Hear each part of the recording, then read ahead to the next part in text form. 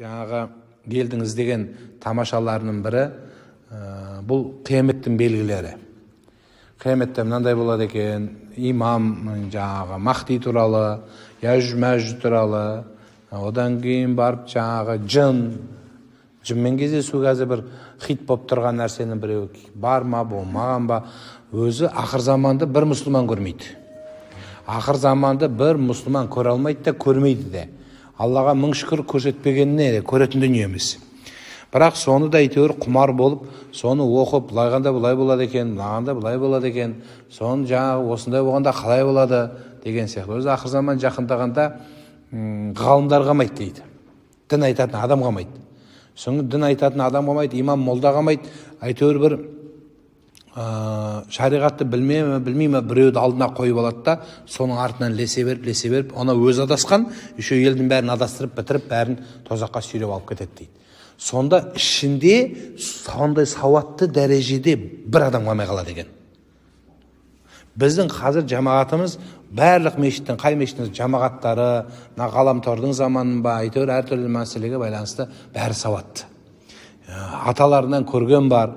Мысалы шариғатта жоқ термин, жоқ емес, өте сирек кездесетін терминнің өзін айтсаң, жамағаттар жақсы түсінеді, біледі не екен. Мүмкін арғы жағын білмейтін шығар, бірақ бір жобада бәрі біледі не екен. Мына осындай мәселе. Сондықтан осыны жиі сұрай бергеннен кейін осыған бір тақырып кішкене арнап қоюды жөн көрдім. Өзі қиямет туралы. Қияметте енді айттық қой, біздің көрмейміз, бір мұсылман көрмейді. Көрмегенде дұрыс шығар. Көретінде дүние емес. Бірақ қияметті бірінші мынандай түсінік. Адамның өлуінен қиямет басталады. Қияметтің екі түрі болады. Адам өлген кезде қияметке кетеді, бұл кіші қиямет саналады. Және бүкіл дүниенің талқаны шығып тоқтауы, бұл Алла алдында болатын нәрсе үлкен қиямет.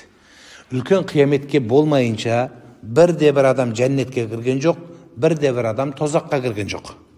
Қазір барлығы барзах деген әлемде аруақтар адам атадан бері қарай қияметке дейін жер бетінде адам қалмайынша, сұр үрліп ең соңғы Исрафил алейхиссалам өзі өліп кетпейінше, сол аралықта барлық аруақтар белгілі бір жерде жиналып тұрады.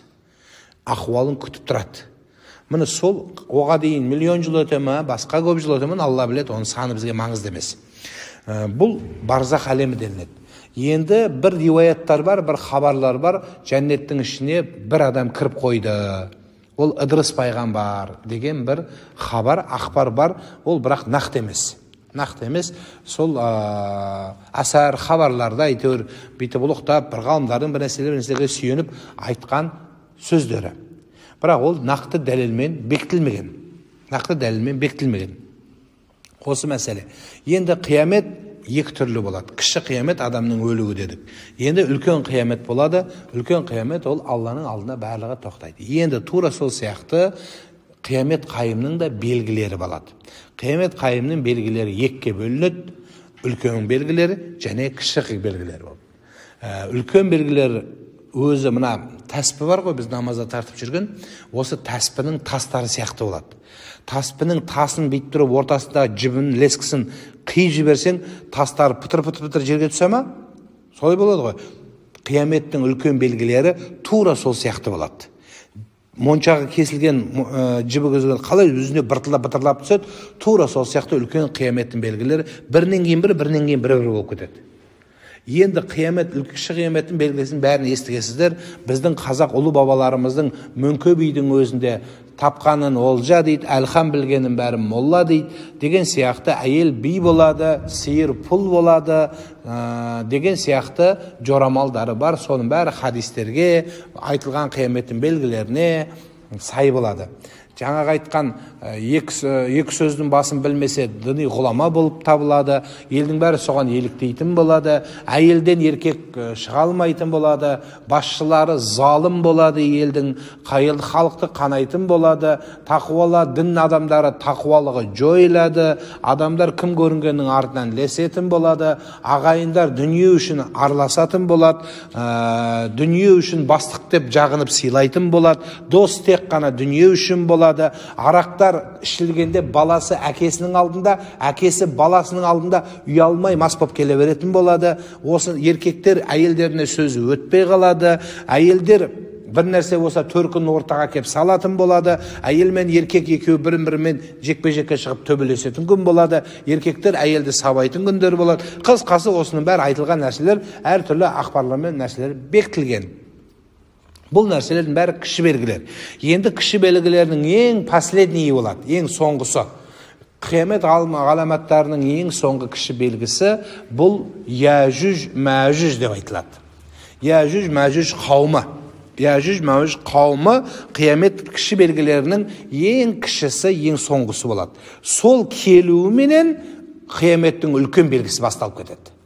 Қияметтің үлкен белгісі басталып кетеді. Біз сол қияметтің белгілері. Енді біз бұл нәрселер қияметтің осы үлкен белгілері турасында астыртын аз ақпарат бар. Оны қудалап, оны іздеп, оны чұқып, жаңағы жын сияқты оны зерттеп, оны чұқи беретін дүние емес. Бірақ біз мұсылмандар сенуіміз керек. Құран Кәримдегі Бақара сүресінің алдыңғы аяттарында Аллах Тағала ғайып туралы айтады. Ғайып, немесе Фатиха сүресінде аламин, әлемдер деп айтып отыр. Біздің әлем, адамдардың әлемі өзінше бір әлем. Сол сияқты басқа да әлемдер бар, бірақ біз білмейміз оны чұқымаймыз, оған кірмейміз. Оған кірсең бала шушы боласың, діннен шығып кетесің, кәпір боласың.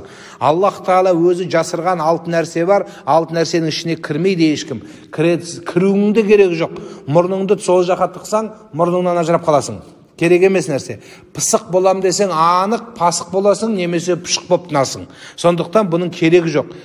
Олардың қатарында адамның рухы, қиямет қайым қашан болады, Алла Тағаланың өзі, одан кейін адам іштегі бала, одан кейін барып адамның қашан, қалай, неден, қалай өлетіні, мұны осы нәрселер Алла Тағала табиғат. Бұл нәрсе Алладан жасырылған.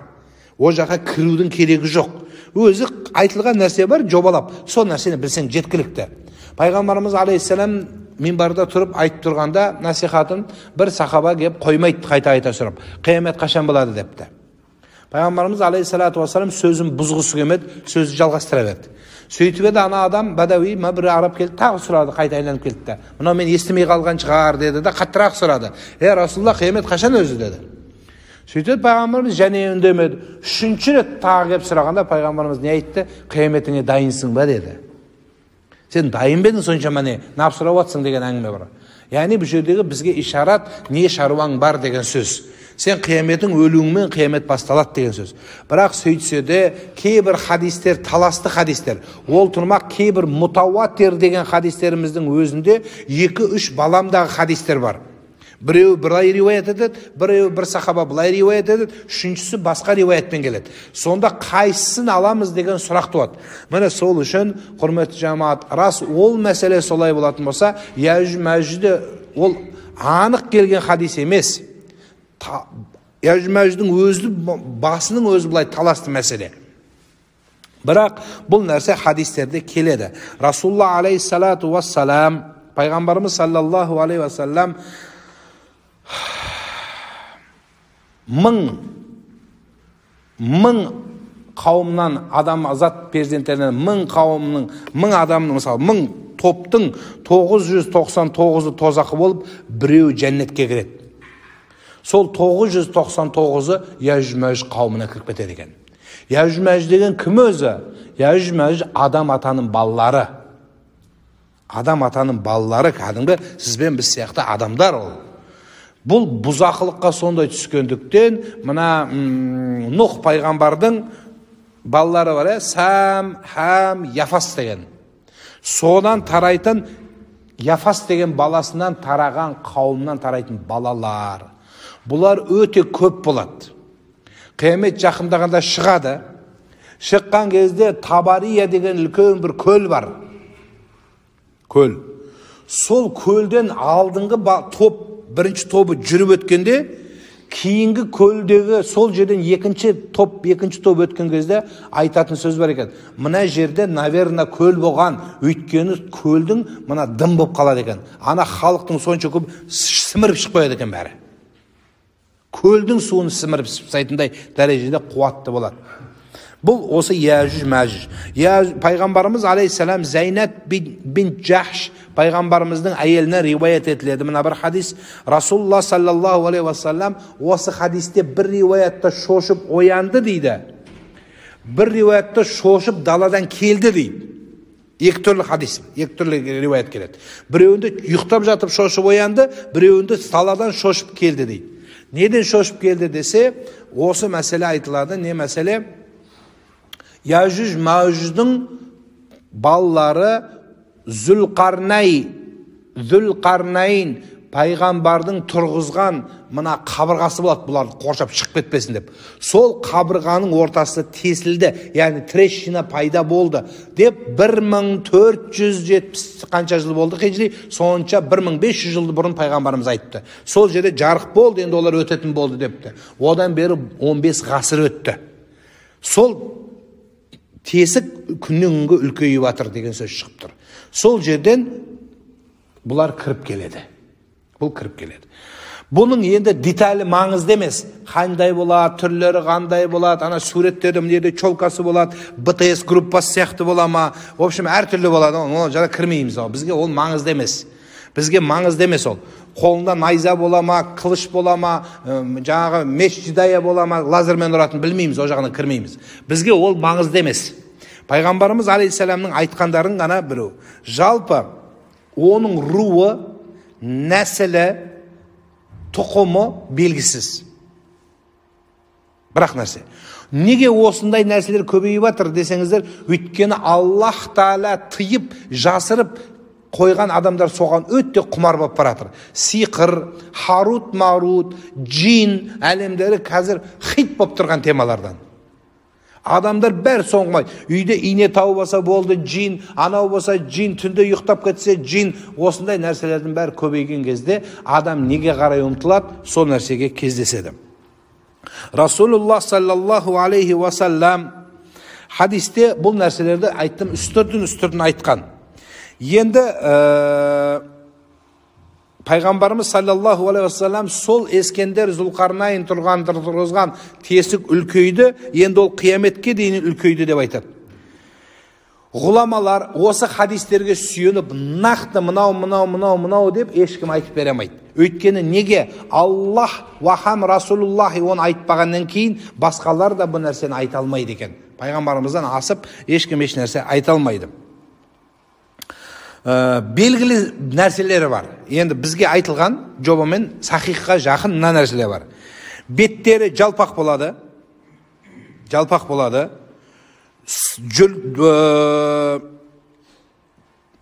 Түрлері сары болады, сарғыш болады. Бойлары кішкентай болады. Енді біздің мына көрші халықты Яжуж Мәжуж деп жатыр, бұл қате. Айтпай қойын қайсы екен, біліп отырсыздар іштеріңіз. Соны Яжуж Мәжуж дейді, бұл Яжуж Мәжужге қатысы жоқ олардың. Аллах Тағала, бірақ Аллаху алам болуы да мүмкін. Енді біз нақ деп айта алмаймыз, мынау деп айта алмаймыз, мынау деп айта алмаймыз. О Аллахтың өзіндегі нәрсе. Аллахтың өзі біледі. Айттық, бұл ғайып ілімі қатарына кіреді.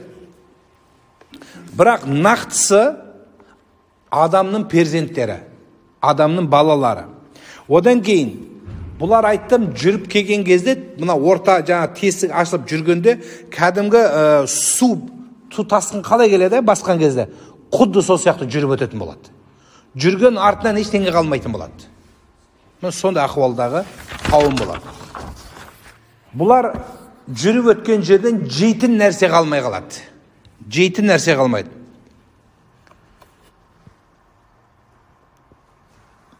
Бүкіл дүние жүзін басады бұлар толығымен. Бұлар аяғы тимеген жер қалмайды. Бүкіл әлемді өздеріне түгелдей бағындырады. Жер жүзін күпірлікке, харамға, ифлас нәрсеге толтырады. Біз айттық, қияметті Яжуж Мәжужді басқасында мүмин мұсылмандар көре алмай қалады белгілерін.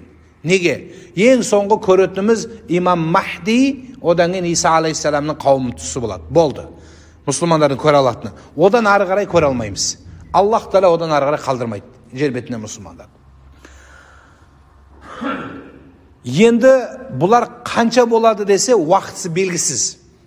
Бірақ бір нәрсе анық, жер бетінде Яжуж Мәжужге қарсы тұратын адам қалмай қалады. Қауым тұрмақ адам қалмай қалады. Қарсы против сөйлей алатын адам қалмай қалады. Сол кезде бұлар кетеді. Полный кетеді. Кеткен кезде мен мұсылмандарды өлтіріп бітеді. Енді қайда кетеміз дейді? Енді біз аспанға барамыз дейді. Көкке көтерілеміз дейді. Ішіндегі Яжуж Мәжуждың біреуі қолына садақ алып аспанға атады. Үлкен садақты атады. Бұл садақтың басы қан боп жерге түскен кезде, міне біз Құдайды жарақаттадық, раненый қылдық, енді біз бұны өлтіреміз деп кетеді бұлар. Алла Субхана ва Тағала екіншісі қолынан найза алып ол лақтырады екен.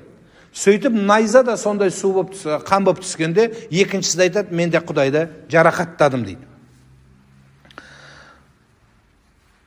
Не үшін бұл нәрсе болады? Не үшін болады? Өйткені сол жерде әлі де мына жүректерінде Құдайға деген махаббаты бар адам, иманы бар адам, ананы садағын жерге түскен кезде үмітін үзу керек қой. Құдай өлді деген әңгіме болу керек. Құдайды өлтірді деген әңгіме болу керек. Сол сеніп біту керек. Енді бұлар қалғаны сол ахуалды көргенде исламның ең соңғы точкасын тастайды да Яжуж Мәжуждың артына ілесіп кетеді. Алла Субхана ва Тағала енді бұларды бәрі қалай жоқ болады, қалай өлтіреді десе, енді Алланың хикматы осы жерде, құдіреті шығады. Алла Субхана ва Тағала кішкене арырақ пайғамбарымыз Мұхаммад алейхиссаламның алдынан қарай мен сіздерді алып барайын, Ибрахим алейхиссалам түсін алып барамыз. Ибрахим алейхиссалам Намруд деген патша болған. Намруд мен Құдаймын деген адам болған. Алла Субхана ва Тағала сол Намрудты өлтіреді. Өлтірген кезде Алла Субхана ва Тағала немен өлтіреді? Шыбынмен өлтіреді. Алланың әскері шыбын болады. Бір риуаятта құрттар болады дейді, бірақ шыбын болады деп келеді көбіне. Сол шыбындардың бәрі Намрудқа ілескен, Намрудты Құдай дегендерді шыбынмен өлтіреді Аллах Субхана ва Тағала. Соның ішінде аяқ қолы сынған, қанаты ұшамайтын бірінші группадағы инвалид шыбын қалады екен сол жерде. Бәрі ұшып кетіп қалған кезде. Сол бірінші группадағы инвалид шыбын Аллаға айтады: "Я Раббым Алла, мен де бір кәпірді өлтірейін, сенің дұшпаныңды."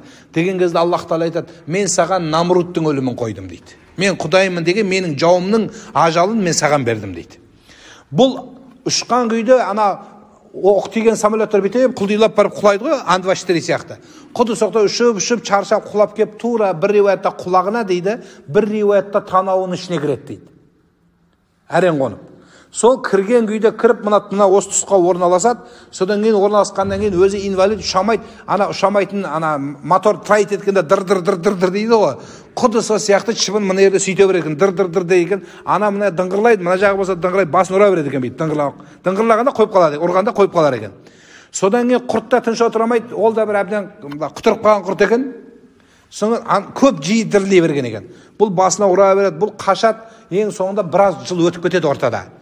Bir günü құртта қойып ажал келетін күні Алла Субхана ва Тағала ана құрт шыбынға қаттырақ дірілеуге бұйырады.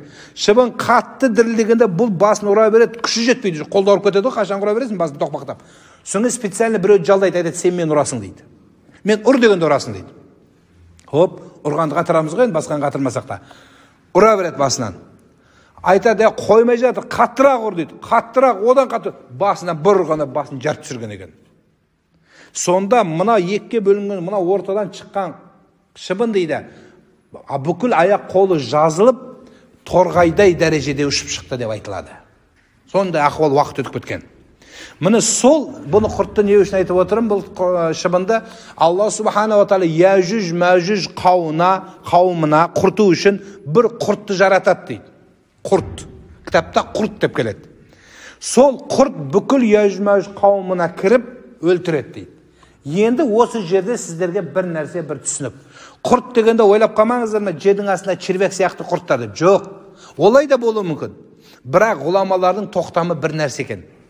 Қандай құрт десеңіздер, мына бактерия, коронавирус сияқты көп қой. Осының біреу болады дейді. Wallahu алам, туберкулезде болуы мүмкін. Палычка ғой ол да. Құдды сол сияқты. Соларғымен Алланың құдіреті тек қана сол қауым ауыратын болады екен. Яжуж Мәжуж қауымын ауырады екен де басқалар өлмейді екен. Және соған ілескендер өледі екен. қалғаны қалады. Міне осы бізге белгілі ақпарлары осы ғана бауырлар. Бұл шектеулі информация орысша айтқанда, ақпарат. Бұдан ары қарай кіріп, ары қарай шұқи берудің керегі жоқ. Енді басқа католиктерден, басқа мұсылман емес кафірлерден бізге келген ақпараттардың бірде біреуін алып пайдалануға болмайды. Жаңағы елдің іздеген тамашаларының бірі бұл қияметтің белгілері. Қияметте мынандай болады екен, имам жаңағы Махди туралы, Яж-Мәж туралы, одан кейін барып жаңағы жынмен кездесу қазір бір хит болып тұрған нәрсенің біреуі бар ма, болмаған ба, өзі ақыр заманды бір мұсылман көрмейді. Ақыр заманды бір мұсылман көре алмайды да, көрмейді де. Аллаға мың шүкір көрсетпегеніне де көретін дүние емес. Бірақ соны да әйтеуір құмар болып, соны оқып, бұлайғанда бұлай болады екен, бұлайғанда бұлай болады екен, соны жаңағы осындай болғанда қалай болады деген сияқты. Өзі ақыр заман жақындағанда ғалымдар қалмайды дейді. Дін айтатын адам қалмайды. Соны дін айтатын адам қалмайды, имам молда қалмайды. Әйтеуір бір шариғатты білмейме біреуді алдына қойып алады да, соның артынан лесе беріп, ona өз адасқан, еще елдің бәрін адастырып бітіріп, бәрін тозаққа сүйреп алып кетеді дейді. Сонда ішінде сондай сауатты дәрежеде бір адам қалмай қалады екен. Біздің қазір жамағатымыз барлық мешіттің, қай мешіттің жамағаттары, ғаламтордың заманын ба, әйтеуір әртүрлі мәселеге байланысты бәрі сауатты. Аталарынан көрген бар. Мысалы шариғатта жоқ термин, жоқ емес, өте сирек кездесетін терминнің өзі